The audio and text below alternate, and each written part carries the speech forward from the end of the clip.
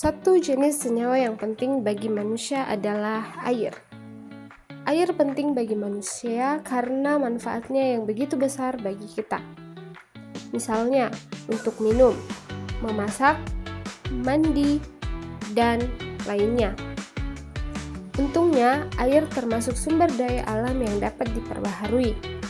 Artinya, kita tidak pernah kehabisan air. Dan faktanya, 3/4 bagian permukaan bumi ditutupi oleh air.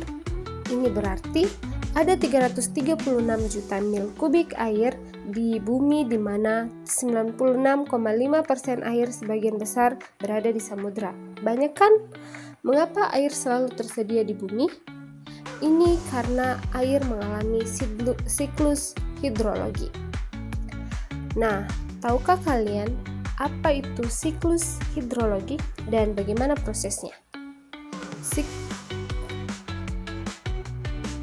Siklus hidrologi adalah siklus air atau perputaran air secara terus-menerus dari bumi ke atmosfer dan dari atmosfer kembali ke bumi. Lalu bagaimana proses siklus hidrologi berlangsung? Prosesnya begini.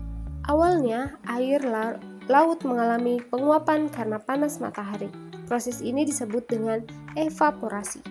Evaporasi terjadi karena temperatur permukaan air yang cukup tinggi sehingga molekul-molekul air di permukaan memperoleh energi yang cukup untuk memisahkan diri dari air yang ada di permukaan.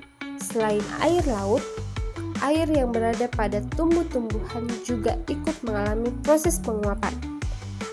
Proses ini dinamakan dengan proses transpirasi air yang berada pada tumbuh-tumbuhan.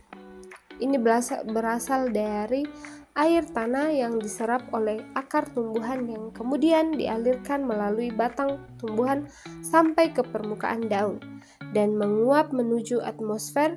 Ketika proses penguapan yang terjadi pada air laut dan terjadi pada tumbuh-tumbuhan berlangsung secara bersamaan, maka proses ini dinamakan dengan proses